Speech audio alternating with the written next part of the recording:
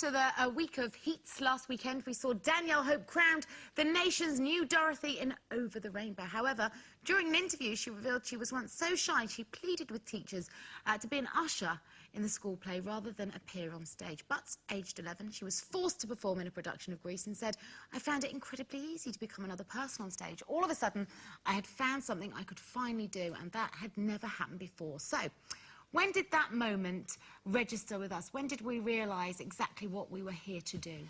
Well, I think when I used to sing very early on, sort of 7, 8 years old, and I could hear the orchestra. And that's what I say, when I'm teaching people, you can tell when they're naturally musically born.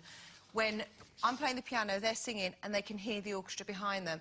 Half of me thinks that it would have been nice for me not to be so consumed with music, because I would have had a chance of doing something else. But there was, you know, when you know that there is absolutely nothing else that you can do. I oozed music from 7, 8. Couldn't wait to learn musical instruments, sang all the time.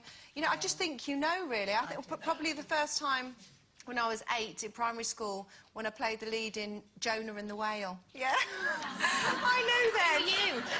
Sorry? Who were you? The Whale. No. I was. But you know, when I think you're right, and I can... A couple of times there was, but one stands out very clearly. I was about 7 or 8, and I was going for swimming lessons with my cousin Gillian in Hove. We used to drive to Hove, and I'd sit in the back singing "Around the World in 80 Days" very loudly, all the way there and all the way home. And one day my cousin, she was fed up. She went, "Oh, I think you're probably going to go into show business." And I suddenly thought, yes, show business. There's no business.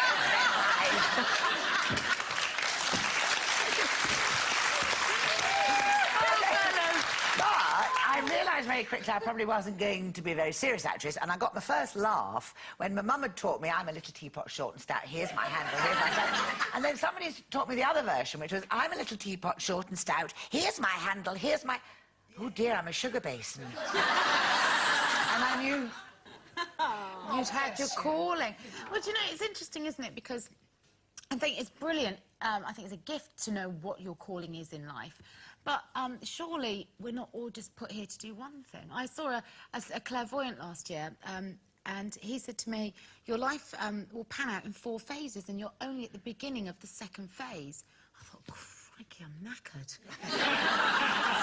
I'm not even halfway, how can that be? But then I thought, well, that's kind of interesting, and he talked about other things that I might go on to do with my life that are completely removed from what I do now. And actually, I've already had kind of 2 careers. Well, what kind of things? More in terms of kind of, you know, well, one of the things that I've always been really interested in is psychotherapy. Oh, we all need a bit of that on here, love.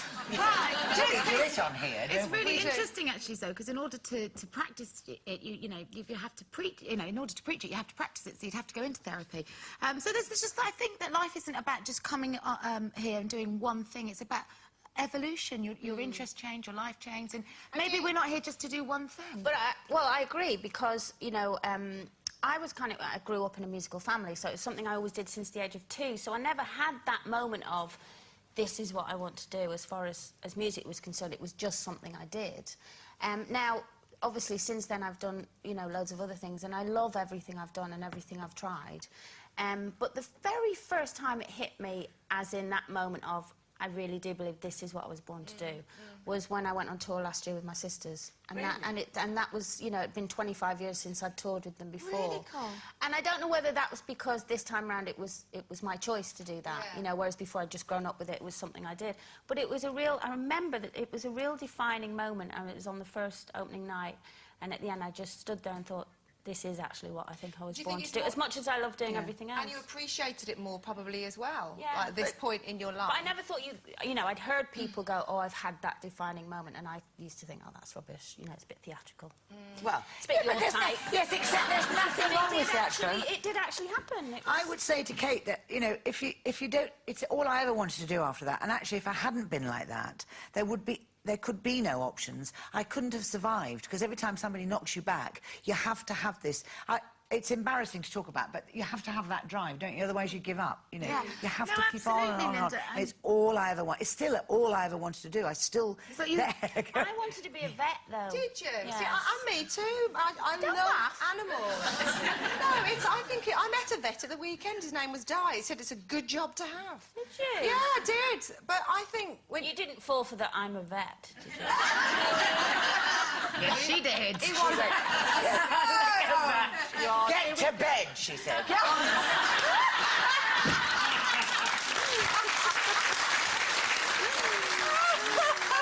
Sorry, think where his hands have been. Okay, time for your first job.